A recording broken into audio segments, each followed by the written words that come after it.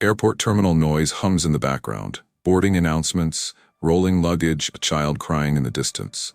But at gate 27, all focus shifts to a growing scene. A black woman being escorted off a plane by two security guards. Her expression is still, her voice barely audible as cameras begin recording. "You're making the biggest mistake of your career." The whisper cuts through the tension like a knife. One of the guards flinches but keeps walking. A flight attendant looks away. Someone gasps. Phones are already out. One hand records from behind a seat. Another catches it all from the boarding tunnel window. There's no shouting, no dramatic outburst. Just a woman being removed from a seat she paid for in silence. Her navy blazer still buttoned, heels clicking softly as they walk her back up the jet bridge. Passengers whisper. A child asks, "Why are they taking her?" No one answers. A tall man in business class leans toward his neighbor. "She must have tried to sneak into first class." His neighbor shrugs. "They don't just remove people like that for no reason." The camera shifts, shaky hands capturing her, turning briefly to glance back into the cabin, eyes locked with the pilot's. No rage, no begging, just disappointment, the kind that cuts deeper than fury. The scene freezes mid-frame, her face centered, her left heel raised as if caught mid-step. They didn't ask her name. They didn't check twice. They didn't wonder why someone so calm, so composed, looked entirely out of place, at least to them. They just pulled her off the flight. Black woman removed from first class over ticket concerns. Viral video sparks airline backlash. $5 deal canceled hours after incident. Passenger escorted off plane with CEO behind airline's expansion. Gate 27 video triggers corporate crisis. To the airline, she was just another face that didn't belong. To the crew, just another problem to remove. But the woman they dragged down that narrow aisle was holding more than a boarding pass. She held their future, and they had just handed her a reason to take it back. This isn't a story about a viral video. This isn't about who said what on Twitter. This is about what happens when power is mistaken for passivity, and what follows when someone chooses not to stay quiet. If you're watching this right now, welcome to Echoes of Hope Stories HQ. We share real stories that challenge injustice and demand reflection. Drop the name of your country in the comments. Let's see how far her voice travels today. And if you're new here, hit that subscribe button so you don't miss stories like this one. Now let's go back to where it started. Before the cameras, before the headlines. Because what happened in Gate 27 didn't begin with a whisper. It began long before that. The woman in the navy blazer didn't attract attention when she stepped out of the black car that morning. There was no security entourage, no designer sunglasses, just a leather portfolio in one hand and an air of practiced composure. She moved like someone who knew the value of time, and more importantly, how rarely people like her were ever afforded the benefit of the doubt. Her name was Veronica Mitchell, though most in the terminal wouldn't have recognized it. But inside the glass towers of corporate America, that name opened doors other people still had to knock on. Veronica was the founder and managing director of Equivest Capital, a quiet, powerful firm that backed infrastructure deals across the globe. Her investment strategy wasn't flashy. She stayed out of magazines. She declined profiles. She never attended red carpets. But within the right circles, Veronica was known as the architect behind some of the most important transportation developments of the last decade. Seaports, bullet trains, logistics corridors, and now, commercial aviation. After 2 years of backroom negotiations, site visits, equity assessments, and cross-border talks, she was finalizing her most ambitious venture yet. A $5 billion funding partnership that would expand a major U.S. airline into emerging African markets. If it succeeded, it would rewrite the global aviation map. If it failed, years of groundwork would vanish overnight. She had just left the final strategy meeting in D.C. the night before. There were handshakes, celebratory drinks, quiet nods from skeptical board members. Even the chairman of the airline had sent a note that morning, looking forward to reshaping the sky together. Now, at Gate 27, she was just one leg away from wrapping the biggest deal of her career. Veronica didn't wear her wealth on her sleeve. No designer labels, no luxury logos. Her power was in her silence, the kind that made executives lean forward when she chose to speak. But she knew exactly how she was perceived the moment she entered a room or boarded a plane. A black woman in first class still made some people uncomfortable. Not because of what she did, but because of what they assumed she couldn't possibly be. and she had learned over the years to notice the signs. The subtle shift in posture when she approached the counter, the unnecessary ID check, even when others breezed by. The look in the flight attendant's eyes that danced between surprise and suspicion. She handed over her boarding pass. The agent paused, scanned it again, then glanced at her like something didn't fit. Veronica said nothing. She had seen this play out before, at hotel check-ins, at car rentals, at bank lobbies. The assumption was always the same: this woman doesn't belong here. But unlike most others, Veronica had the receipts, literal and figurative. Her seat? 2A. Her ticket? Confirmed. Her investment in the airline's expansion? Signed and funded. Her name? Printed clearly on the shareholder registry under primary institutional stakeholder. Still, she waited while the gate agent made a call. Across the room, a younger white woman, her junior associate, sailed past security, latte in hand, with the same itinerary in her email. Veronica buttoned her blazer, picked up her portfolio, and calmly walked down the jet bridge. She took her seat in first class, opened her tablet, reviewed the closing documents, but the eyes followed her. The whispers began, and someone, somewhere, had already started to make calls she wasn't supposed to hear. She looked out the window. Calm on the outside. Inside, though, she knew. She felt it. This flight wasn't going to land the way they expected. The trouble didn't come with noise. It arrived quietly, the way discrimination often does when it's dressed in protocol. 3 minutes. That's all it took for everything to shift. Veronica had just settled into her seat, row 2A. A flight attendant passed by offering pre-boarding water. She declined politely, preferring to keep her focus on the deal memo glowing softly on her screen. A minute later, the same attendant returned. But this time, no refreshments. Just a forced smile and an edge in her voice that couldn't be softened. "Ma'am, we need to verify your boarding information again." Veronica looked up, puzzled. "You've already scanned it." "Yes, but we've had some inconsistencies flagged." The words weren't unfamiliar. Neither was the tone, the kind used when someone wants to pretend they're not accusing you of anything while doing exactly that. Without reacting, Veronica pulled out her phone and opened the confirmation email. The attendant barely looked at the screen. "We'll just have someone come speak with you in person." Passengers nearby shifted in their seats, sensing tension but pretending to focus on their newspapers, their headphones, their phones. Some already had their cameras discreetly angled toward the front row. 2 uniformed securaf boarded less than 30 seconds later. The taller one took the lead. "Excuse us, ma'am. We've been asked to escort you off the aircraft for a brief verification." Veronica didn't flinch. Her eyes moved slowly from one man to the other. "For what reason?" "Ticket concerns," he replied, without making eye contact. "It's standard procedure." The lie was clumsy but efficient. And just like that, an executive who had written $5 billion checks, shaped global markets, and sat across from presidents was being asked to stand up, like a schoolgirl said to the principal's office. A white couple in 2B and 2C watched closely. The woman whispered something.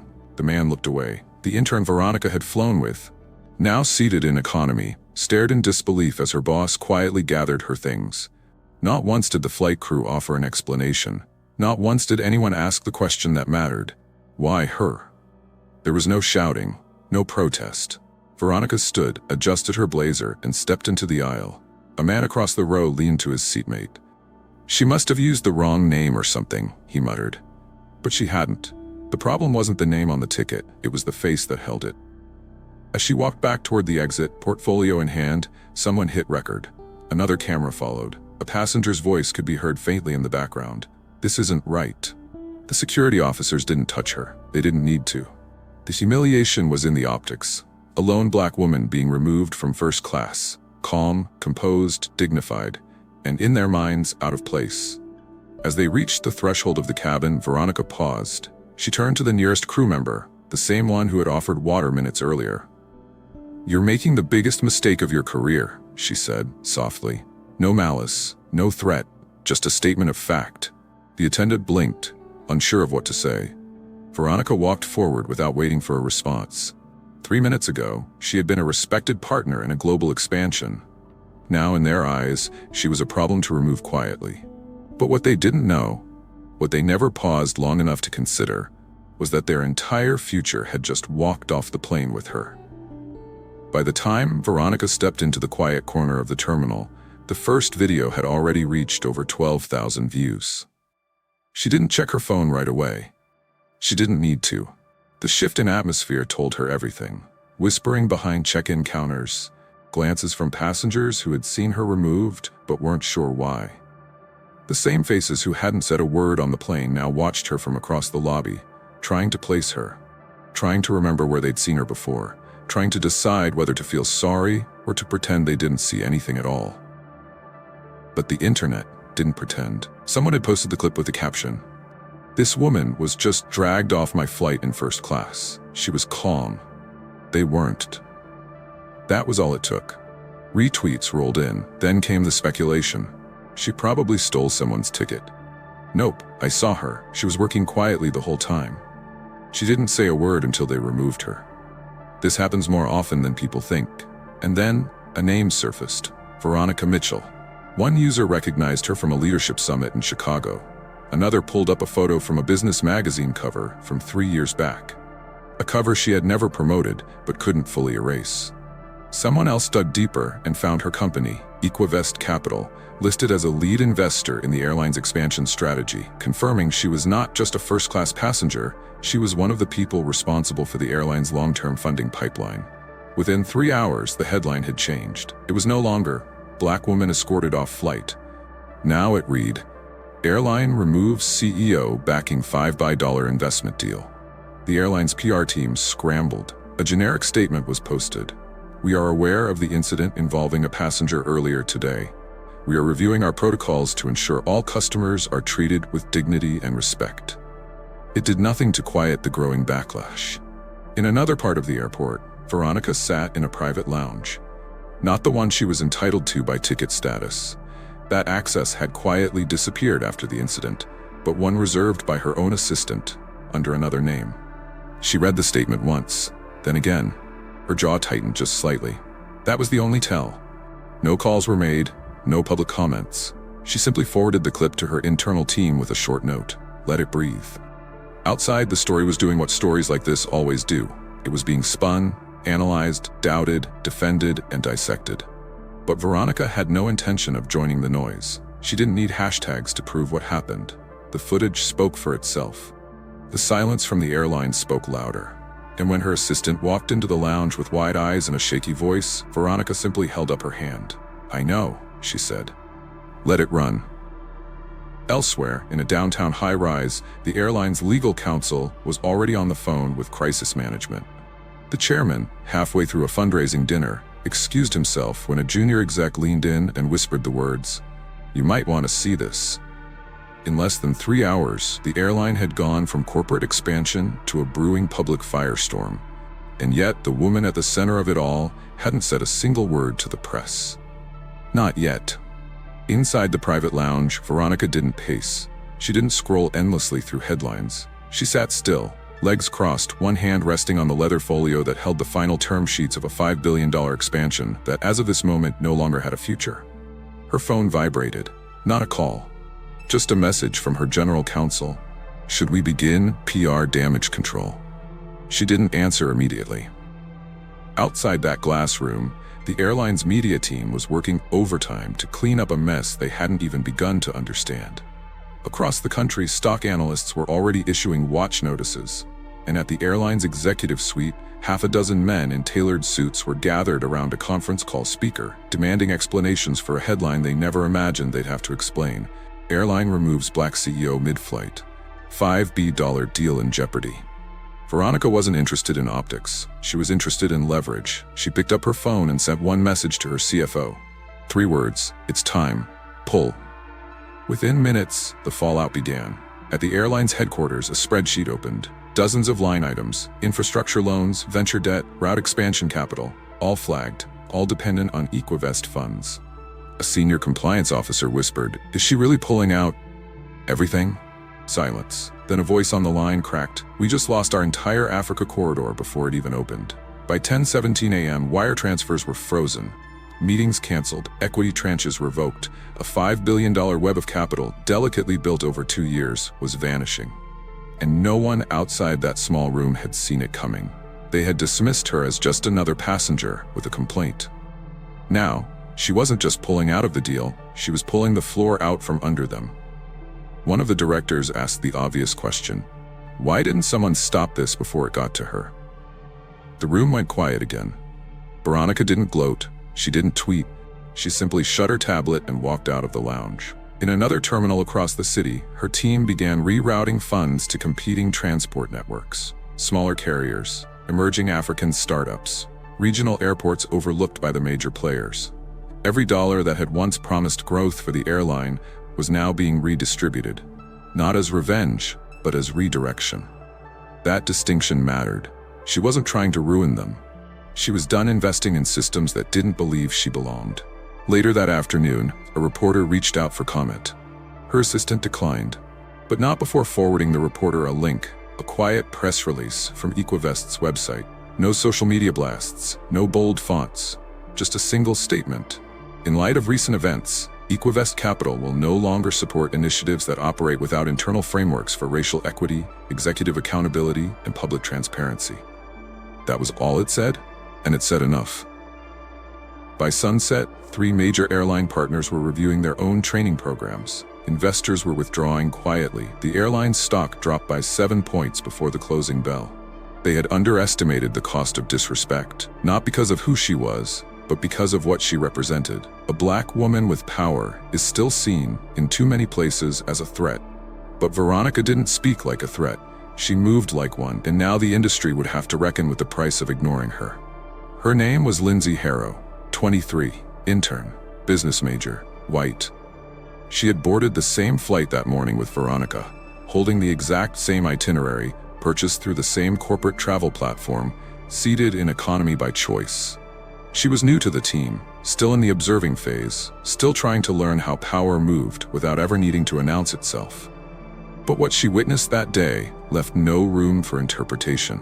She watched as her boss, polished, professional, respected, was escorted off the plane without cause. She watched the uneasiness ripple through the cabin.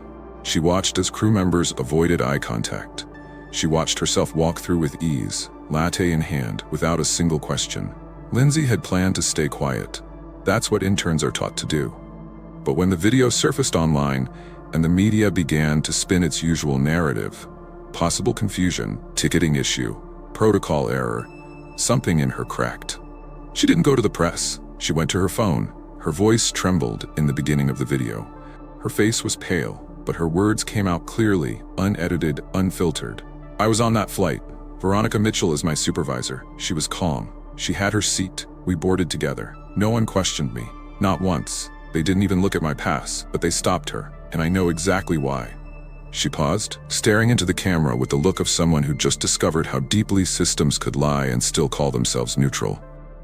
Don't say it was policy. Don't say it was procedure. It was race. That's all it was. And if I stay silent, I'm part of the problem. The video spread like a match dropped in dry grass. This wasn't anonymous speculation. This wasn't secondhand. This was a white colleague acknowledging what so many black professionals have faced in silence. The double standard that exists even in spaces they've worked twice as hard to enter. Within hours, a stand with Veronica trended across platforms. It was no longer just about a passenger. It had become about every unspoken moment of racial gatekeeping. Every office where authority is questioned based on complexion, every seat in first class that's offered a side-eye before a welcome, and it became harder, impossible, for the airline to frame the incident as a misunderstanding. Executives held emergency meetings. PR firms drafted statements full of empty empathy. We hear you. We value diversity. We're learning. But the damage was already growing roots. The intern's confession had done what few corporate missteps ever allow. It forced white professionals, especially younger ones, to confront how easily they benefit from silence. And for many watching, Lindsay's video wasn't brave. It was overdue. But for Veronica, it wasn't about the intern. It wasn't about whether her voice tipped the scale. It was about the truth that no one inside the airline had dared to admit until then. They saw a black woman occupying space they didn't believe she had earned. No amount of funding, no portfolio, no resume changed that. She was guilty of existing in a place they weren't prepared to see her. And now, they were watching that very bias cost them not only money, but credibility.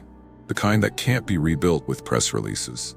The kind that investors walk away from, slowly at first, then all at once. He never showed his face in public statements.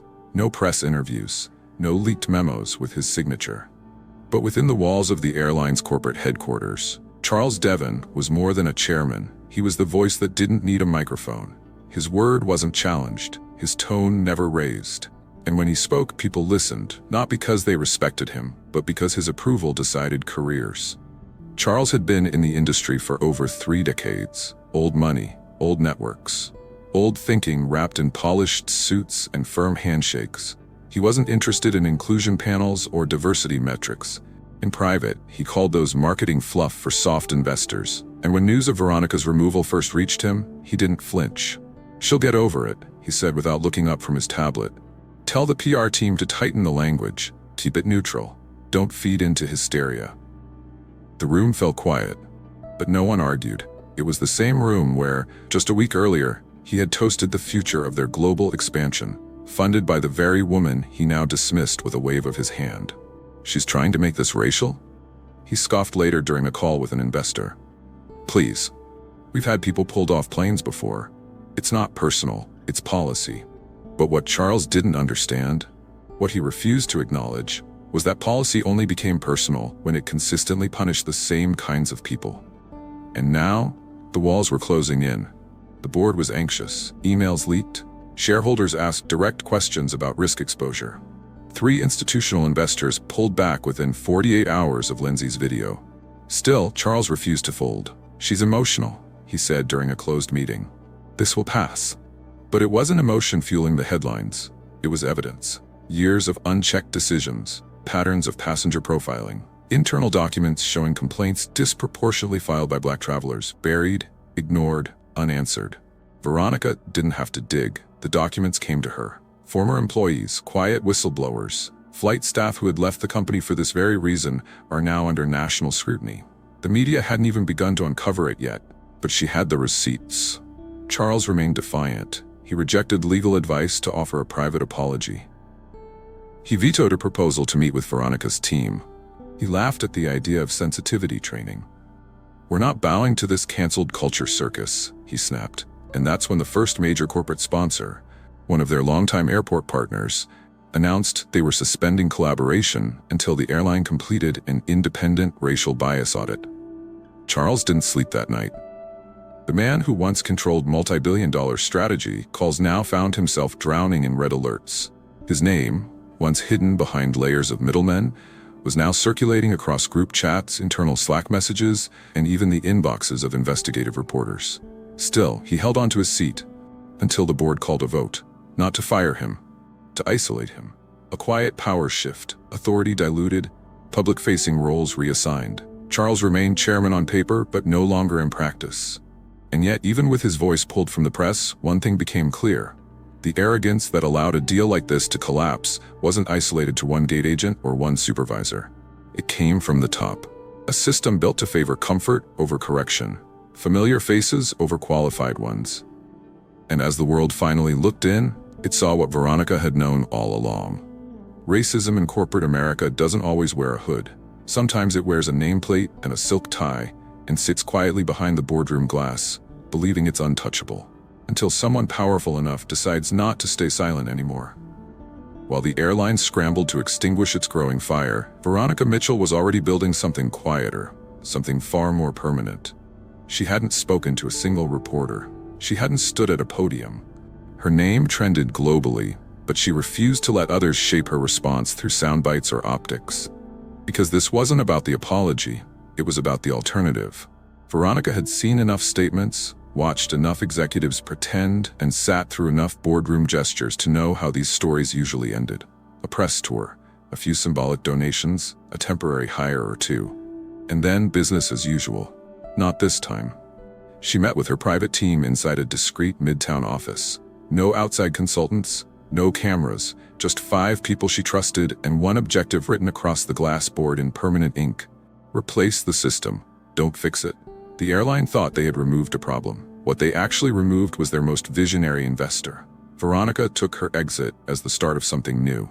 She redirected portions of the withdrawn $5 billion into an independent venture incubator designed for Black-led transportation startups. It wasn't a PR play, it was infrastructure. Funds to design private regional carriers, app-based commuter jets, and tech-forward travel platforms with equity woven into every layer of the business. She named the initiative Skybound Equity. It launched with no fanfare, no press release, only a quiet announcement in a private investor forum for those who believe travel should serve everyone. Within a week, 10 applications rolled in. Within 2 weeks, 100. Former pilots, ground crew, engineers who had long been told their ideas were too niche, too risky, too black. Veronica funded 6 projects outright within 30 days. And every single one of them knew what it meant. They weren't just building airlines, they were building freedom. While the former airline faced protest campaigns, divestment warnings, and an internal exodus of young talent, Skybound grew. And behind closed doors, institutional partners who had once dismissed her as disruptive now began whispering the same thing. Maybe we backed the wrong people. Some tried to re-engage her team. Soft emails, quiet dinners. Vague talk of making things right. Veronica declined all of them. She had no interest in returning to a room that only saw her value after public embarrassment. Instead, she created new tables, ones where she didn't have to prove her place before speaking. By mid-quarter, her internal audit division, newly formed, had compiled over 200 case studies of racial bias in aviation over the past 5 years. Most had never made headlines. She didn't use them for scandal, she used them for strategy. She quietly began backing policy reform organizations that dealt with travel equity. She funded a multi-university study on racial bias and airport security protocol. She partnered with local municipalities to implement new bias training programs for flight crews. Not performative workshops, permanent standards. And when one airline executive publicly stated, "This will blow over once she moves on," Veronica's team published a 42-page equity blueprint titled, "We're not moving on, we're moving up." It was never about revenge, that was too small a prize. It was about realignment, creating an industry where a young black girl flying solo wouldn't have to pray she'd be seen as legitimate, where a black man in a business suit wouldn't be asked twice for ID, where power could exist without being questioned, or worse, removed, for simply existing in plain view. They took her seat. So she built a runway. The sun was barely above the horizon as Veronica stepped onto the jet bridge, the sound of soft morning chatter behind her. This time, no one stopped her. No one double-checked her boarding pass. No lingering stares, no suspicious glances. But the silence felt different. Not cautious, not hostile, just respectful. It had been 11 months since Gate 27. 11 months since her removal made headlines, since the airline lost its $5 billion expansion deal, and since the aviation industry was forced into a reckoning it had tried to postpone for decades. And now, Veronica was returning, not to the same airline, but to the same seat. 2A. Different logo on the headrest. Different crew. Different policies. Many of which now bore her fingerprints, even if they weren't stamped with her name. She moved through the cabin like she always had, unbothered, composed, present. But everyone knew who she was now. Not because of her bank account, or the company she built from scratch, or the accolades she never promoted. They knew her because she did what few people had the leverage, courage, and clarity to do. She turned a public humiliation into permanent change. And that made people nervous. But it also made people listen. The lead flight attendant, a younger woman in her early 30s, approached with a folded note. No speech, no flowers, just a slip of paper. Veronica opened it without expression. On behalf of those of us who stay in rooms we're not allowed to speak in, thank you for burning the blueprint and building your own.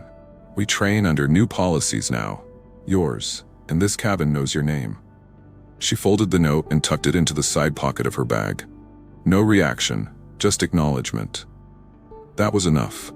The airline she had once partnered with was still recovering. The chairman who dismissed her concerns had quietly resigned 4 months earlier, under what the company called a strategic restructuring. DEI directors were brought in, consultants were paid handsomely, but the damage had already sunk into the brand like ink on paper. Passengers remembered, investors remembered, the black community remembered. And Veronica? She never said their name again. Not out of bitterness, but because it no longer served the work. Skybound Equity, her aviation incubator, had funded 8 startups since its launch. 2 of them were now operational. One had successfully secured a regional airport contract. Another had entered talks with global logistics carriers to service underserved routes across West Africa. But it wasn't just about startups. It was about representation. For the first time in U.S. aviation history, a Black woman-led advisory council was working in tandem with the Department of Transportation to audit and recommend racial equity protocols across all major airlines. From boarding gate design, to in-flight interactions, to passenger profiling metrics. None of that existed before Gate 27. Now it was becoming standard. And while the airlines fumbled through learning moments, Veronica focused on one thing: redefinition. Because racism in the air wasn't about slurs or loud confrontations, it was subtle. It was in assumptions, in access, in who got believed and who got removed. She had always known that. But now, so did the world. Back on the plane, the captain appeared before takeoff. A Black man, mid-50s, gold-trimmed uniform crisp and sharp. He paused at her seat. "Miss Mitchell," he said quietly, "I don't usually come out before the flight, but I wanted to thank you. You didn't just change the system, you reminded us we could be in it." Veronica nodded. "Safe flight, Captain." As he walked back into the cockpit, she turned toward the window. Sky blue stretched wide beyond the wing. Not long ago, this space felt like a battlefield. Now, it felt reclaimed. Not because the system had fixed itself, but because someone finally forced it to admit it was broken. And while some called her angry, or dramatic, or ruthless, she didn't need their approval. She had outcomes. She had restructured an entire industry without raising her voice, suing for headlines, or begging for empathy. She used the one language corporate power couldn't ignore: capital. And she made sure every dollar that left the old world built something new. Not just for her, but for the next generation of travelers who wouldn't have to rehearse their tone before asking for basic respect. For the girl who would board with braids and a backpack, and never wonder if she'd be accused of stealing a seat. For the man who wouldn't be removed because he fit the description. For every quiet passenger whose existence used to be treated like an exception. Now, they were expected. As the plane lifted into the air, Veronica closed her eyes. Not out of fatigue, but out of peace. She had nothing to prove, nothing left to reclaim. Everything she lost that day at Gate 27 had already been returned 100-fold. In dignity, in justice, in legacy. And when future generations studied what happened during that long year of change, they'd find no speeches, no campaigns, no angry monologues. Just one decision, by one woman, who chose to leave quietly and take $5 billion with her. Absolutely. Here's your closing CTA final reflection to wrap up this story powerfully and meaningfully. This section is designed to hit deep emotional resonance, reinforce the racial justice theme, and drive viewer engagement, comments, subscriptions, sharing. It's tailored perfectly for echoes of hope. The world didn't change because Veronica Mitchell raised her voice. It changed because she knew when to walk away and take everything with her. She didn't argue in the aisle. She didn't demand to be seen. She just moved with quiet certainty, as if the outcome was never in question, because it wasn't. The systems that once assumed she'd stay silent didn't realize they were built on borrowed grace. And when that grace ran out, so did their future. She didn't need permission.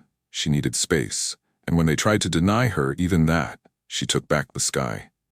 Her story isn't just about one seat. It's about every moment a Black woman was questioned for claiming what she earned. Every time someone was told, "We're just following policy." Every time presence was mistaken for a problem. But Gate 27 changed more than a headline. It showed what happens when economic power meets moral clarity. It reminded us that not all fights are loud. Some are precise, some are deliberate, some reshape industries without warning, and most of all, some don't ask for justice. They become it. If this story moved you, if it made you reflect, made you feel seen, or made you question the spaces around you, then stay with us. Because here at Echoes of Hope, we don't just tell stories. We honor them. We amplify them. We remember them. And we make sure they reach every soul that needs to hear them. Drop a comment and tell us where you're watching from. Share this story with someone who still thinks racism only lives in the past. And if you haven't already, hit that subscribe button to join a growing community committed to truth, equity, and accountability. We're not just building a platform, we're building a record. One voice at a time. Because the future isn't waiting, it's watching. And so are we. This is Echoes of Hope, where silence ends and stories begin.